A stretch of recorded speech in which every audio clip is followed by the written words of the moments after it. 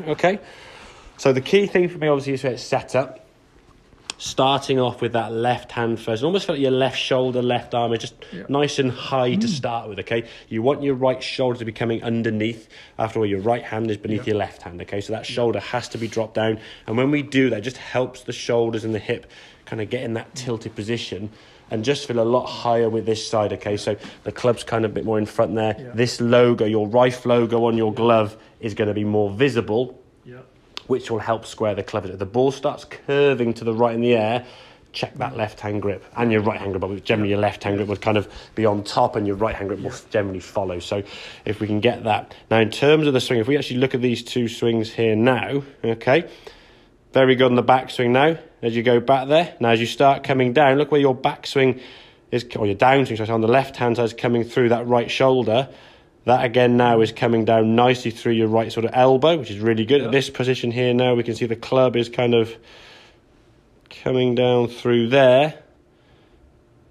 Nicely through into the golf ball. When we get into actual impact position now, that club, I clear all these lines off here, that club is swinging to target. And look at the right hand one now, how much more width through the ball you have there. Okay, and that for me is a very sort of telling sign about your path being better.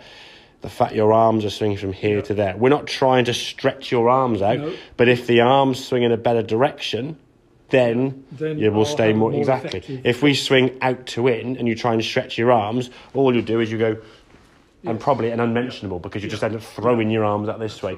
If the arms work in the right direction, because that hip and the shoulder going towards target, we've got the club face straighter, we can get the arms now working. So your path now into the golf ball, okay, is certainly a lot more kind of down the target line, under that green line nicely, and extending through.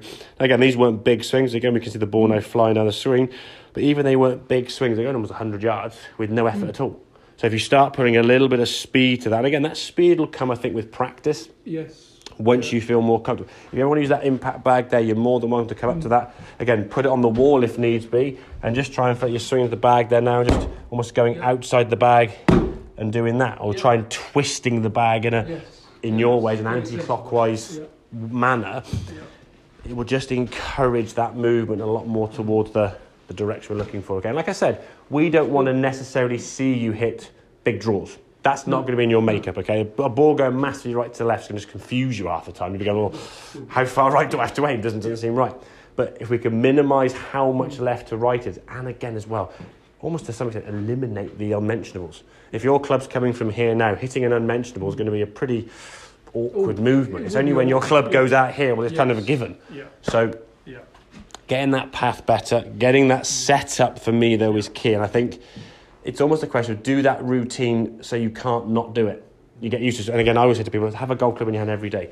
Put the golf club there down, use mirrors, and just stand there and just think, okay, I'm going to not look at the mirror yet, but I'm going to make a really extreme tilt. So I feel like I'm almost going to fall over. And then look up at the mirror. And when you do the lean, it's not a lean this with the knees. Watch my knees here.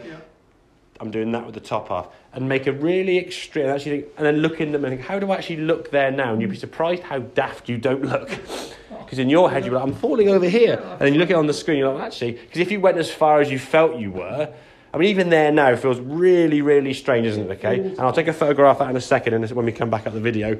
But you feel like you're almost going to fall over there and your head is still inside your right foot. As in, like, it's not going to be outside there. I mean, it's almost physically impossible to get there. Okay? Does that make sense, Martin, yeah? Excellent, good stuff.